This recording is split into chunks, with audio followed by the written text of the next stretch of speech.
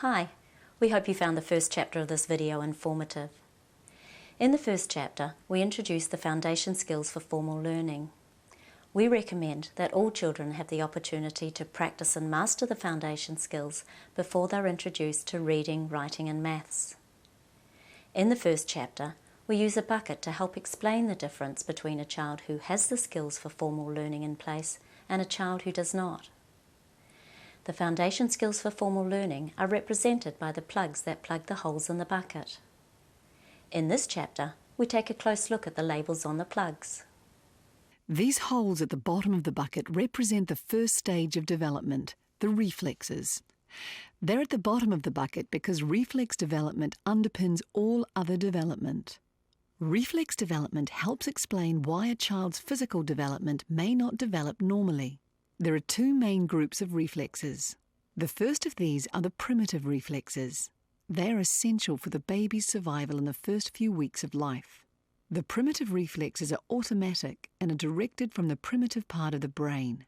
They're executed without involvement of the cortex or thinking brain. They should only have a limited lifespan.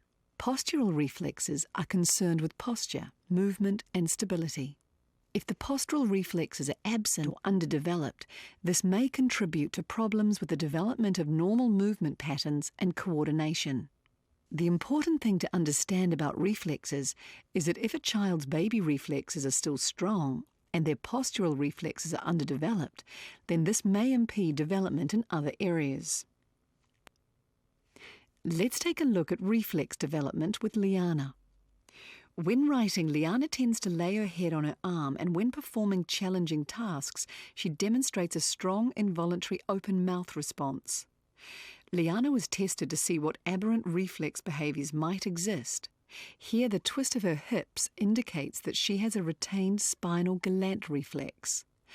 But she doesn't show strong responses to the palmar or rooting reflex tests, nor to the Morrow test.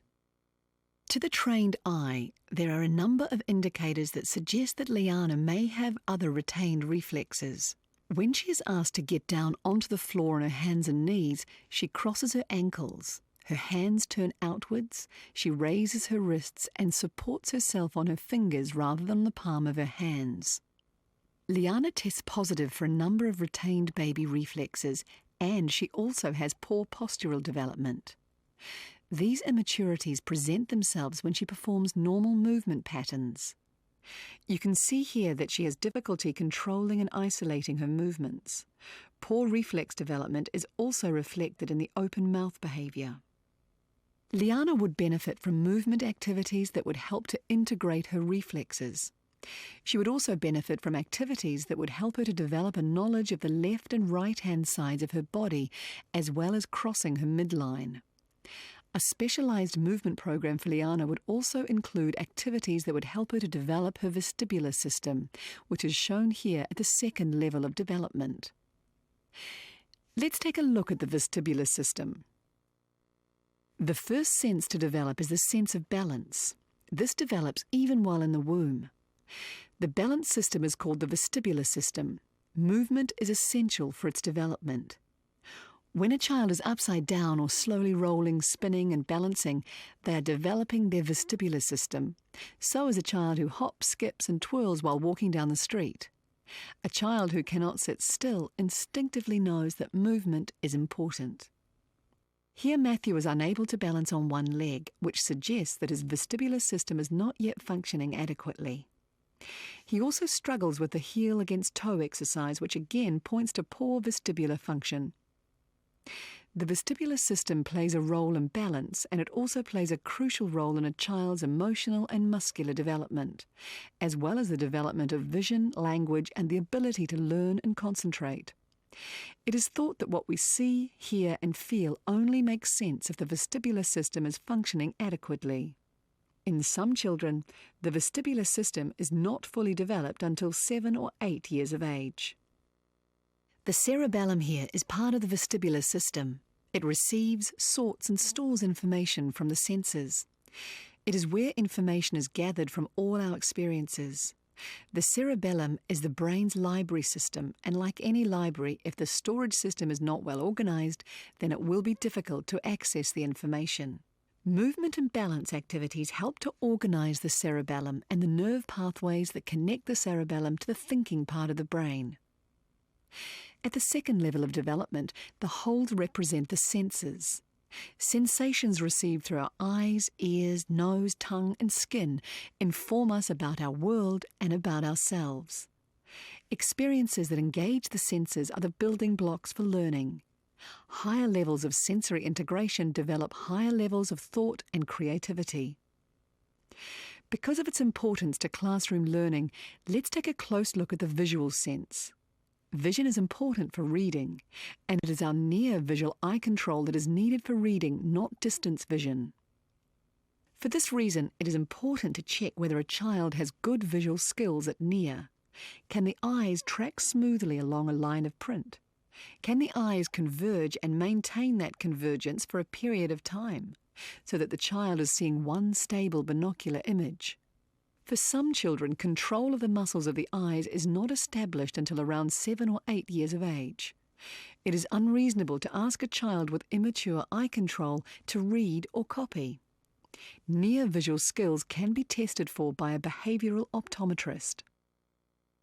Looking at Matthew's vision, like many children, Matthew's near visual skills are not yet fully developed. If you watch closely, you can see that his eyes are having difficulty staying fixed on the moving object. The involuntary open mouth response indicates that Matthew is finding this task difficult. Let's move on to the ears. Just as there is a world of difference between casual seeing with our eyes and vision with mature eye control, so too there is a world of difference between passive listening and active listening. 295. 295. 3518. 3, 4, 5, 8. 1538. 1, 3, 8, 3. The simple listening test shows that Matthew's ability to remember what he hears is limited to 3 but not 4 or 5 numbers. It is likely that he will have difficulty remembering a sequence of instructions in the classroom. It is easy to assume that children should be able to respond to what we say. But what we need to ask ourselves is, can this child actually hear what is being said, or does he or she suffer from auditory delay, or does he or she have auditory discrimination problems? These problems can be improved with a well-designed listening program. In addition to the 5 senses that we're familiar with, there is also the proprioceptive sense or kinesthetic sense. This is an internal sense of body position. This sense is located in the muscles, joints, tendons and ligaments of the body. Moving on to the third level of development. The labels at the third level relate to motor development. Activities that develop these areas are an important part of any program that prepares the child for formal learning. Let's take a brief look at the labels and how they relate to learning. Gross and fine motor coordination is the control of large and fine muscle movements. Control of large muscle movements develops before fine. The pencil grip is an example of a fine muscle movement. A child should develop the muscles of the hand, then the fingers, before being asked to hold a thin pencil. Body awareness is the internalized understanding of what the body is, its shape, size, and what it looks like. Coordination problems may arise if a child is unable to form a mental map of the body and how the body parts move. A child who has a poor understanding of their body will be a clumsy child and may appear annoying to other children. Looking at the self-portrait by Matthew, you can see that he has omitted to draw hands and feet. There is also very little detail in his drawing. This suggests that Matthew would benefit from more body awareness games and activities to develop his knowledge and understanding of his body. Spatial awareness is knowing where the body begins and ends, how wide it is and whether or not it will fit. Spatial awareness also includes knowledge of how objects fit when they need to be manipulated. A child who has poor spatial awareness will be clumsy in the classroom and will bump into things and want to touch things. Eye-hand coordination is the ability to use the eye and hand together. We need to coordinate our eyes and hand when we write or copy from the whiteboard. Directionality is the internalized awareness of understanding left, right, over, under, above, below, inside, outside. The language and the understanding of these concepts is vital to classroom learning. Laterality is the internalized awareness of knowing that the body has two sides. Laterality includes the ability to operate one side independently from the other. Coordination problems may arise if laterality has not been developed. We have 3 midlines. One runs down the centre of our body and separates right from left. One runs across the middle of our body, which separates top from bottom. And the third one runs down the side of our body and separates front from back. When midline development has been achieved, a child can easily move one part of their body independently from another. It also means that they can do activities using their hand and foot on the other side of their midline. A child with poor midline development will have difficulty doing this and will subsequently have difficulty with many classroom activities. Left-right dominance is the establishment of a preferred hand, eye, and foot. This is important so that movements such as writing, throwing, and kicking can be automated. Integration of the left and right brain hemispheres is important too, so that the whole brain is involved in the thinking and learning process. Getting both sides of the body working together helps to develop the nerve pathways between the left and right-hand side of the brain. Crucial movements that help to integrate the left and right brain include cross-lateral movements such as crawling, climbing, and brachiating. Here Matthew has been asked to crawl on his hands and knees across the floor. He becomes confused, which shows that the natural movements normally associated with crawling have not yet been mastered. Crawling is one of the early building blocks for learning. Like Matthew, there are many children who are not physically ready for formal learning when they first start school. The crux is that the brain is infinitely flexible. Reflex inhibition programs, sensory integration programs, and motor development programs have been devised to encourage the development of the physical structures that a child needs to cope with the educational tasks required in the classroom. With the right motor development program, gaps in children's physical development can be plugged. Returning to the bucket, we can see that the development of oral language skills and the language of concepts and direction are also crucial. The ability to express thoughts in words comes before the ability to be able to express thoughts in writing. So opportunities to talk and discuss ideas about their experiences helps a child to integrate their knowledge and facilitates their thinking. The language of concepts and direction is vital too, because directions in our world are only what they are because of what and where we are. There are many concepts such as over, under, top, bottom, middle, or between that a child needs to understand for them to be able to form the letters correctly and to be able to position letters on a page in the correct place.